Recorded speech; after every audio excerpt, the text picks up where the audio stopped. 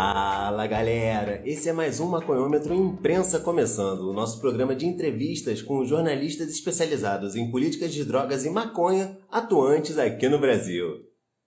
Quem ainda não me conhece, eu sou o Tom, eu sou ator, dublador, ativista pela legalização de todas as drogas e sou colaborador aqui do Cannabis Monitor. Eu apresento e produzo o Jornal da Maconha e também apresento o Maconhômetro Boletim de Notícias, esse aqui que vocês estão vendo hoje, o Maconhômetro Imprensa. Esse aqui é um projeto de entrevistas com jornalistas que atuam pautando, produzindo e apurando notícias e reportagens sobre maconha e seus usos aqui no Brasil, né? Assim como política de drogas em geral. Chamamos para esse espaço profissionais de diversos veículos, tanto os tradicionais quanto os especializados e também jornalistas independentes, para poder ouvir todos os lados. E o que a gente quer com isso? A gente quer contribuir para um mapeamento da produção jornalística sobre a planta na atualidade e buscar compreender essa realidade pela perspectiva dos próprios jornalistas. Saber o que eles pensam, qual a leitura que eles estão fazendo desse momento da maconha aqui no Brasil, as suas perspectivas para o futuro e os desafios dessa profissão. Saber sobre suas trajetórias nesse corre de jornalismo canábico, suas referências na área, como foram parar nesse mundo enfumaçado, enfim. E hoje eu recebo para trocar essa ideia com a gente a jornalista Jaqueline Passos, responsável pela comunicação do portal Sechat. Jaqueline é formada em jornalismo pela Unimep Piracicaba, trabalha com comunicação há 5 anos e entrou para o mercado da cannabis há alguns meses quando passou a integrar a equipe do Sechat. Porém, ninguém melhor que ela mesma para se apresentar e falar dela aqui pra gente e contar a sua própria trajetória. Oi, Oi, tudo bom? tudo e vocês? Certinho, tudo bem também. Seja muito bem-vinda ao Maconhômetro Imprensa. Obrigada. Eu não falei, na verdade, quase nada de você, só um pouquinho do seu trabalho atualmente no Sechat, que você acabou de chegar, então queria pedir para você se apresentar para a galera. Boa. Na verdade, minha trajetória profissional não começa no jornalismo. Minha primeira faculdade foi em tecnologia têxtil. Nada a ver com nada, nada a ver com cannabis, nada a ver com jornalismo. E aí eu tenho uma prima que é jornalista e dá aula de jornalismo, inclusive dava aula, né, inclusive na Unimep, e sempre ficava na minha orelha falando: faz jornalismo, você vai se dar bem, você escreve bem, enfim, começou a me pentelhar. Um belo dia eu falei: ai, tá bom, sabe quando você cansa? Eu cansei, né, falando. Falei: tudo bem, vou fazer jornalismo então. Comecei o curso pensando: vou fazer algumas matérias e se eu não me der bem eu paro. Fiz os 4 anos, acabei me apaixonando e terminei o curso, vim morar em São Paulo, eu não sou daqui, sou do interior. Vim pra cá e aí começou a minha trajetória no jornalismo. Antes da cannabis eu trabalhava numa produtora de vídeos, gostava muito de lá, mas aí a gente começou a fazer um trabalho de desenvolvimento pessoal e tudo mais. Eu comecei a perceber que eu queria crescer, lá não tinha espaço. Surgiu a oportunidade do Sechat. Eu falei: vou abraçar essa ideia. Assisti o Ilegal, me apaixonei pelo mercado e tô aqui. Boa, bem-vinda ao mundo canábico. Obrigada. Então, para você, quais são os maiores desafios de fazer jornalismo sobre esse tema aqui no Brasil hoje? E você vê diferenças entre o jornalismo convencional e o jornalismo sobre cannabis ou outras drogas em geral? Eu acho que o maior desafio é o preconceito, né? Eu venho de uma cidade pequena e até hoje, quando eu ainda falo lá que... Até hoje não, que ainda tem pouco tempo de mercado. Mas quando eu ainda falo que eu trabalho com cannabis, as pessoas fazem uma cara um pouco de ué. Cannabis? Hã? Então, eu acho que o maior desafio desse mercado é o preconceito. E aí, as diferenças entre o jornalismo convencional e de cannabis, eu acho que é a causa, né? O jornalismo convencional ele não tem a causa que o jornalismo canábico tem. Querendo ou não, uns defendendo mais o ativismo, outros defendendo mais o lado medicinal, querendo ou não, nós queremos a mesma coisa. Legalização, de um lado ou de outro, né? Então, eu acho que essa causa, ela acaba, de alguma forma, unindo todos nós, sejamos os jornalistas ou outros nichos do próprio mercado canábico.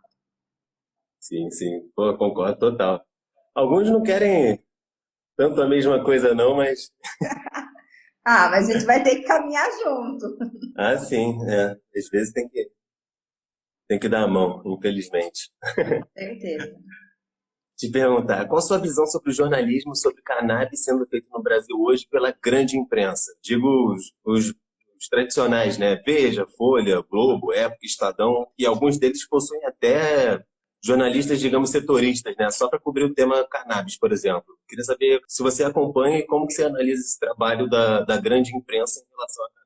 Sim, acompanho, né? Hoje em dia não tem como a gente acompanhar, a gente acompanha um pouquinho de tudo, sejam os brasileiros, internacionais, os especializados, a grande imprensa, e entendo que todos eles têm a sua importância, mas acho que a grande imprensa ela tem uma importância diferente em relação aos outros públicos, né? Querendo ou não, quando a gente está conversando aqui entre Sechá, cannabis monitores, muquibuddies, enfim, a gente está conversando entre nós mesmos. E quando esse assunto vai para a grande imprensa, a gente começa a atingir um público diferente do que as pessoas que já estão aqui nesse mercado canábico. E isso é extremamente importante para a gente diminuindo o preconceito, né? Para a gente atingindo outras pessoas, mostrar os benefícios, enfim.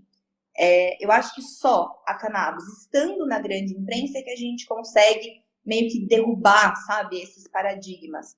É diferente quando a gente fala sobre cannabis no Sechá, ou no Cannabis Monitor, ou em qualquer outro mercado, outro veículo, do que quando eu falo na Folha, do que quando eu falo na Veja. O peso é diferente. Existe o peso do veículo, a gente tem que olhar para isso. E é diferente, a gente vai conseguir atingir públicos que nunca nem ouviram falar, né? Ou porque não tem um paciente, ou porque nunca fumou, ou porque não sabe, não conhece. Então, para mim, a importância desses veículos é para isso. É para a gente conseguir atingir outros públicos. Boa. Agora, mais especificamente em relação aos veículos especializados em cannabis, né? Como é o caso do Sechá, onde você trabalha. De pouco tempo para cá, começaram a surgir muitos novos veículos com a proposta de cobrir somente a cannabis e seus diversos atravessamentos, né? Como que você tem visto a atuação desses veículos que atuam no mesmo nicho, né, que o seu? E se você vê diferença entre eles, enfim, cada um desses, né? Eu hoje admiro muito o trabalho de outros veículos, sejam dos mais jovens ou dos mais antigos no mercado, que a gente sabe que tem gente que chegou aqui quando tudo ainda era mato, literalmente, né? Então, independente de quantos anos tem cada um no mercado, eu admiro o trabalho de todos. E eu acho que é importante que esse mercado vá crescendo para a gente conseguir atingir nichos diferentes. Então, por exemplo, o Sechá vai se especializar mais na parte medicinal. O Cannabis Monitor vai se especializar mais na área ativista. Outros veículos vão se especializar mais na área de negócios. Então, tendo mais veículos e esses veículos se especializando em um nicho dentro do mercado canábico totalmente, né? Então, dentro do mercado a gente vai fazendo pequenos nichozinhos. É importante que aí nada fica de fora, não fica nenhum assunto sem cobertura, vamos dizer assim. Então, acho que cada veículo, de acordo com a sua esse meio editorial, tem o seu papel e a sua importância. E eu também acho, Tom, que assim, independente de quem está do lado medicinal, ou quem está do lado dos negócios, ou quem está do lado ativista, a gente tem que pensar que todos nós estamos no mesmo barco, uma coisa que eu já falei lá no começo, ainda mais porque somos jornalistas e estamos juntos nessa causa, então a gente tem que trabalhar mais juntos, como se fôssemos colegas de trabalho mesmo, e não um degladiando e brigando com o outro. Acho que é importante a gente ter essa amizade e tudo mais. Eu lembro, você não estava, mas eu encontrei com o pessoal do Cannabis Monitor lá, o Gustavo, o Zé, a Laila, no Cannabis Thinking, e foi super legal. Tipo, a gente fala das mesmas coisas, tem gente que vê a gente como concorrente, eu acho que nem é concorrente, mas enfim. E aí a gente conversou, trocou ideia e foi super bacana, sabe? Eu acho que é isso que a gente tem que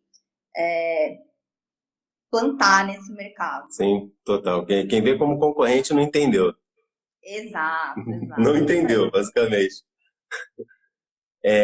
A pauta medicinal tem crescido muito, né, nos últimos anos e impulsionado bastante o debate em relação à maconha, sobre novas políticas e abordagens, né, em relação à maconha.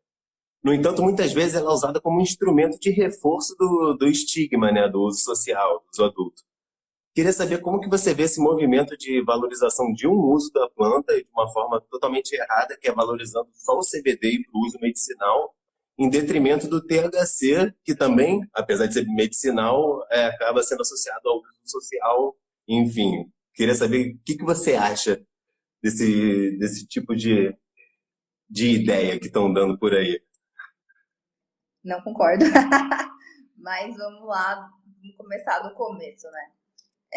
Essa questão do CBD e THC existe muito por conta das pessoas, da população em geral, que não conhece ou não tem informação correta e acaba falando que, eu quero legalizar só a cannabis, porque só a cannabis é medicinal, maconha não, ou só o CBD, porque o THC não quero, enfim, isso daí é um mito, né? Que as pessoas, a população em geral, às vezes tem, e que a gente, nós como jornalistas, a gente tem que trabalhar para tirar esse mito da cabeça das pessoas.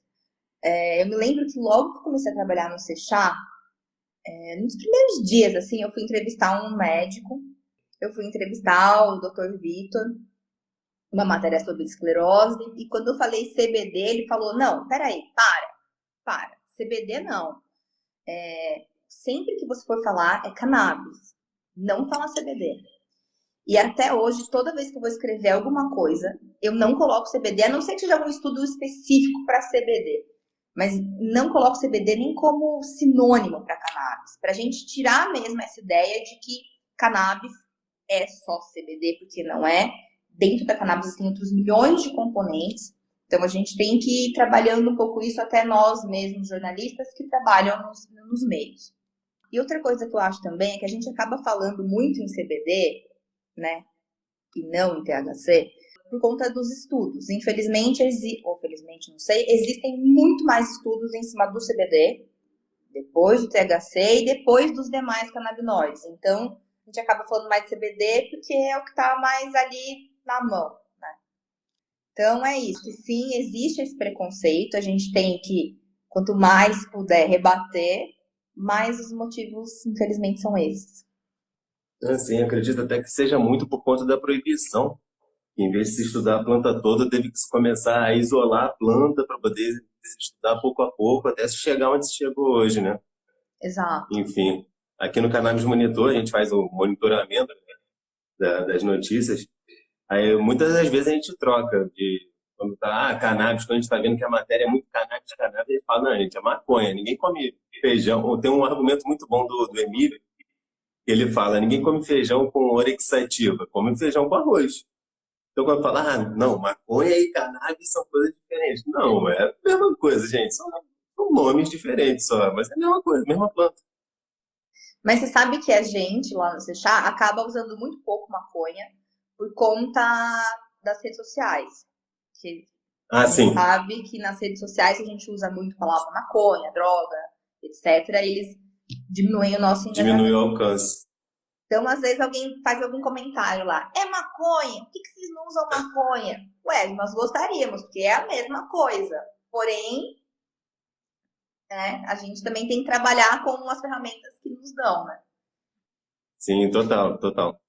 Infelizmente, a gente tem dentro da ferramenta que nos foi dada, né? As redes sociais. Aí, quando a gente aceita lá os termos de contrato, é isso.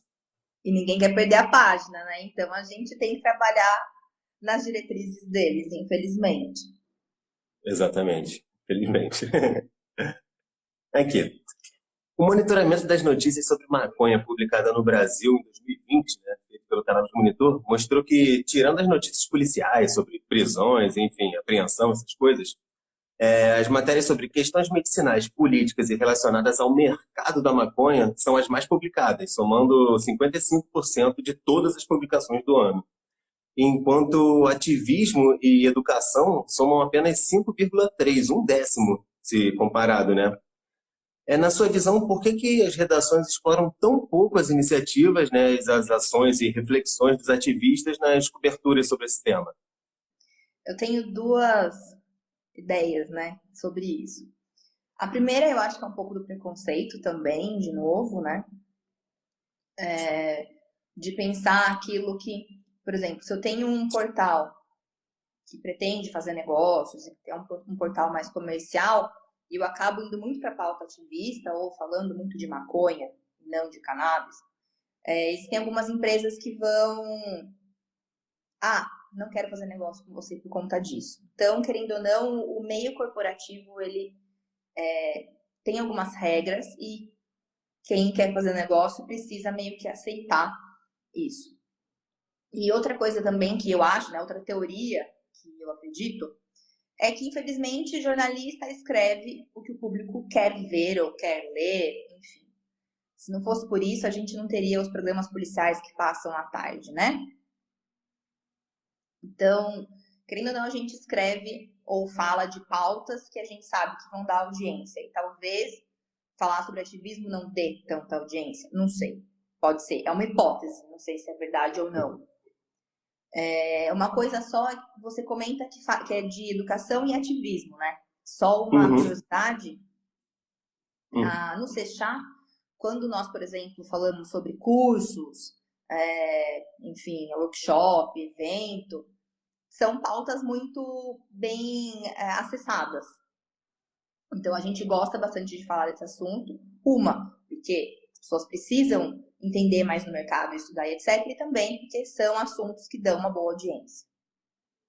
Então, acho que é isso. Valeu. Total.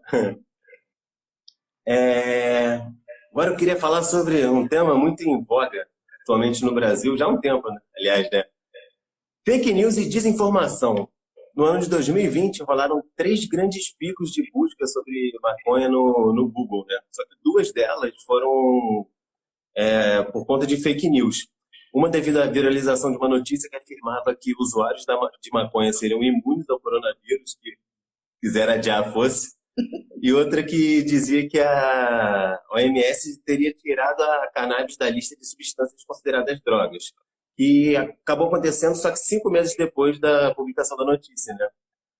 E apesar do termo fake news ter ficado famoso recentemente, notícias falsas sobre maconha sempre prevaleceram. Queria que você falasse pra gente sobre o desafio de lidar com a constante circulação de desinformação sobre maconha.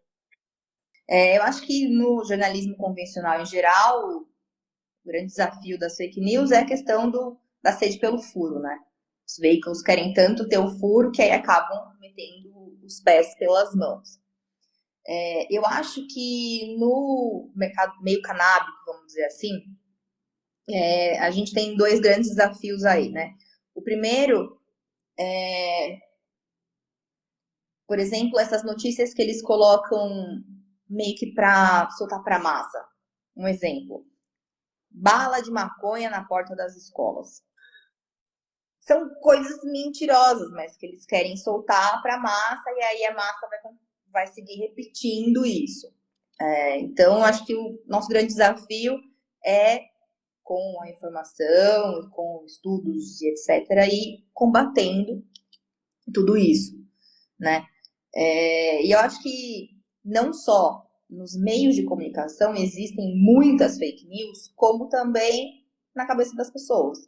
A gente sabe que o tema maconha, o tema cannabis, ele traz muitas verdades absolutas, sabe? Muitos paradigmas, muitas percepções pessoais que as pessoas acabam ouvindo, gravando na cabeça e saem repetindo. Eu sei porque eu vejo isso, às vezes, no meu círculo familiar ou no meu círculo de amigos. Então, eu acho que o nosso trabalho, como jornalista ou como portais de comunicação, é ir trabalhando, né? E falando para as pessoas, espera aí, para, não é bem assim, explica de novo, fala mais uma vez. E trabalhando essa comunicação e essa informação, não só para os nossos leitores, mas também para essas pessoas. Porque, no fundo, a fake news não é só o meio de comunicação que solta. São as pessoas que acabam falando porcaria aí e não sabem o que estão falando. Não estudaram, não olharam no Google, não olharam o Sechá, o Cannabis Monitor e saíram por aí falando o que acham. Então, acho que o desafio da fake news é esse. É você cada vez mais plantando comunicação para a gente mostrar que está certo, que está errado realmente, né? E não... As pessoas saírem falando mentira por aí.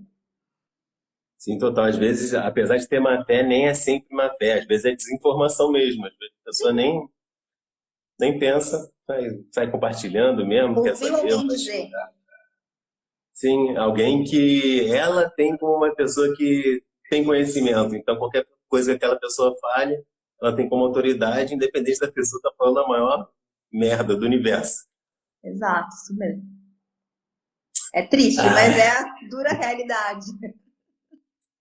nossa, é muito triste.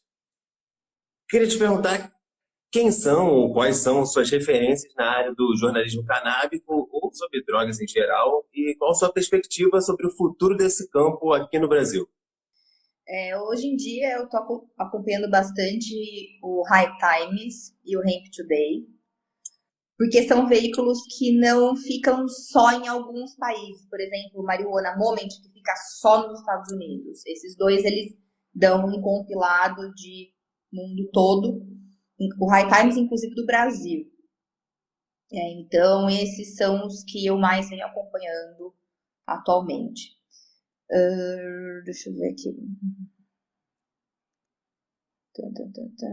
Ah, sim. Também, às vezes, quando eu preciso falar de algum assunto específico, eu dou lá um buscar no Sechá, porque, como eu sou muito nova no mercado, às vezes tem matérias anteriores das outras equipes que eles produziram e que é muito interessante, então é bom sempre dar uma olhada.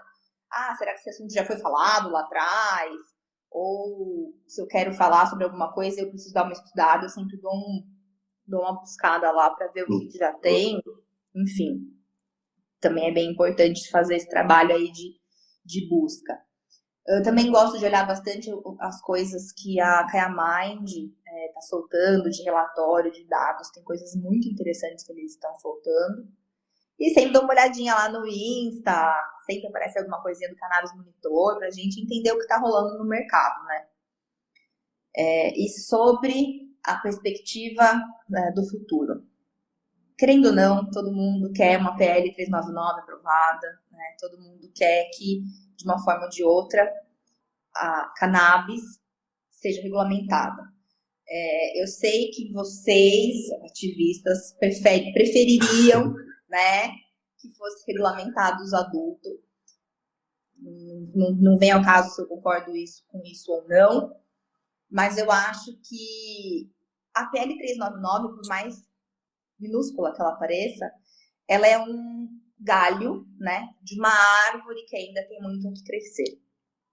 Então, eu concordo, por enquanto, com a PL 399, apoio a aprovação e gostaria que ela fosse aprovada, apesar de, particularmente, achar que no âmbito que a gente tem político atual é difícil, mas eu acho que a gente tem que ir por pequenos passinhos, sabe? Eu acho que não vai dar pra gente chegar e falar, libera os adultos e pronto, acabou. A gente não tem, eu acho que não tem esse tipo de diálogo no momento. Não sei como vai ser em 2022, aí a gente vai ter que pensar. Mas para agora a gente vai ter que brigar por ela, torcer para mais para frente a gente ter uma política um pouco mais aberta, para a gente começar também a aproveitar as oportunidades do mercado, assim como outros países já estão aproveitando há muito tempo atrás. A gente sabe que o Brasil está extremamente atrasado em relação a isso. E assim, não dá para a gente continuar atrasado, a gente precisa fazer alguma coisa, com certeza. No total, e não é nem, a gente não está nem mais só atrasado em relação à Europa, aos Estados Unidos, são de vizinho aqui, Colômbia, México, Exato. Chile, Argentina, avançando pra cacete, e a gente do lado. Porque quando você está atrasado em relação aos desenvolvidos, você pensa, tudo bem, né, vá lá. Mas quando você está atrasado do mesmo lado aqui, né, você pensa, poxa, tem alguma coisa errada, né? Total, e estão usando justamente, enfim, né, se a galera não consegue enxergar pelo olhar do ativista ou pelo olhar do medicinal, tenta enxergar pelo olhar do mercado e no final ver que tudo junto enfim, é o ideal. Porque, pô, vai salvar a economia, vai salvar a galera. Nossa Senhora. Isso é uma coisa que eu sempre falo, sabe? A gente tem que entender que no mercado da cannabis, do jeito que está hoje, a gente já tem um pouco esse cenário, mas com a aprovação, cada um ganha um pouco, sabe? E com esse cada um ganhando um pouco, a gente vai caminhando em pequenos passos, mas vai, né? Então, eu acho que ao mesmo tempo a gente tem que ficar, um levanta uma bandeira e porque o outro levantou outra, a gente vai ficar brigando. Eu acho que não é isso. Eu acho que eu levantei a minha bandeira, o outro levantou outra, mas peraí, vamos juntar as duas bandeirinhas, vamos bater junto, ver o que a gente consegue aqui. Eu acho que tem que ter mais isso e menos apontar, ai, porque não quero, porque a Big Pharma vai fazer parte disso e eu não quero. Enfim, uma hora ou outra, os grandes também vão querer participar. Então, por que não participam os grandes, os pequenos, os médios, os meios de comunicação e todo mundo, sabe? Por que a gente não faz de um jeito que todo mundo participa, todo mundo consegue a sua fatia? Eu acho que isso é possível. É só a gente também não ficar dando a mão para tudo que a politicagem fala. Mas assim, vamos trabalhar para isso, né? Enfim. Para quem tem interesse em seguir por esse caminho do jornalismo especializado em cannabis, quais dicas que você pode dar? Pode ser para a galera que está entrando agora no mercado, galera que está na faculdade, galera, enfim. Quem quer chegar nesse mundo agora de jornalismo canábico, o que você pode dizer para essa pessoa que não conhece nada? Tenho várias dicas. A primeira é a dica que aconteceu comigo e deu certo, né? Quando eu fui fazer a última entrevista para o Sechá, eu fui dar uma estudada no portal, porque até então eu não sabia, tinha feito alguns processos seletivos, mas eu não sabia qual era a empresa. Então, na última entrevista, eles me falaram qual era a empresa, e aí eu fui dar uma estudada. Foi quando eu caí no documentário legal que comentei no começo da live. Então, a dica número 1 é assistam o documentário. É muito emocionante, eu sou bem chorona e com certeza eu chorei. Então, eu acho que para um primeiro contato assim com o mercado é muito bom, sabe? É muito emocionante e acho que a gente precisa disso para emocionar as pessoas e ir tirando um pouco desses paradigmas, né? Depois, segunda dica, tem que seguir o Sechá. Deixa eu vender meu peixe aqui, Tom. Tem que seguir o Sechá. A gente tem uma parceria com Cannabis Empregos e posta lá aos domingos vagas. Então, quem quiser entrar nesse mercado, acompanha lá aos domingos, a gente posta essas vagas. E última dica, terceira dica e última. Eu acho que para trabalhar nesse mercado, a gente tem que abrir a cabeça. Abrir a cabeça, se livrar de preconceitos, de ideias que a gente traz lá da nossa família, da sociedade. Abrir, sabe? E ser aberto a coisas novas, a novas opiniões e não ficar preso, sabe? Não ficar, que droga. Não, deixa isso daí pra lá, abre a cabeça e vem com o peito aberto, mente aberta e é isso. Tá certo, boa. Vai ter dica. Até porque, nossa, imagina sendo preconceituoso trabalhar com maconha. Não tem nem como. Tem nem como. Para fechar, queria te pedir para compartilhar um ou alguns conteúdos ou iniciativas, canábicas ou não, que você curte e recomenda para a galera que acompanha aqui o Maconhômetro conhecer. Me lembrei de 3 que eu vou falar. Mas a ideia pelo menos para mim, que sou mulher, eu sempre acabo me interessando mais por coisas de empreendedorismo feminino. Então, por exemplo, lá no Cannabis Thinking, a gente super se interessou pela Poliana, que é da Bloom, que faz as calcinhas menstruais de cânhamo, que é uma coisa super diferente no Brasil, né? Já tem em outros países? Já tem, mas aqui ainda não tem. Ela é revolucionária aqui. Também me interesso muito quando tem alguma questão social relacionada às mulheres também. No coworking que nós trabalhamos, que o Sechá fica, né? Tem uma iniciativa que chama Tereza Vale a Pena. São de várias mulheres. É uma organização, eles organizam mulheres egressas, vítimas de violência doméstica e levam essas mulheres para trabalhar lá. Dão uma oportunidade, né? Coisas que talvez elas não teriam no mercado de trabalho convencional, e elas produzem artesanatos, bolsas, enfim, é muito legal.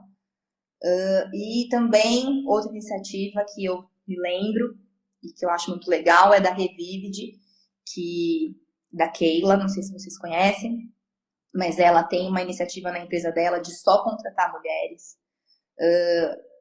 Boa parte da equipe dela são mulheres que têm filhos ou filhas que precisam do óleo, enfim. Então ela tem essa preocupação social e com as mulheres, que eu acho muito bacana. Então tudo que tem a ver com esse mercado ou alguma coisa relacionada às mulheres ou ao empreendedorismo feminino me encanta, me emociona, e eu acho que a gente tem que sempre estar olhando um pouco para isso. Então essas são as iniciativas que eu gosto, que sempre estou dando uma olhada e acho que são importantes. A primeira é a Bloom, a Poliana da Bloom, que é a marca dela de calcinhas. Depois, Tereza Vale a Pena, que é essa empresa, essa organização que produz as bolsas. E a Revived, que é uma marca de óleo. Boa. Obrigado, legal pra caramba.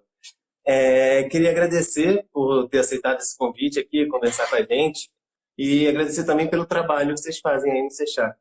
Legal. Eu que agradeço o convite de vocês, do Gustavo, que me chamou. Agradeço também ao Cannabis Monitor, não só pelo trabalho que vocês fazem, mas também pela parceria, pelo carinho que vocês têm com a gente sempre. Acho que isso é muito importante, que é o que eu falei lá atrás. Nós estamos juntos e não estamos contra.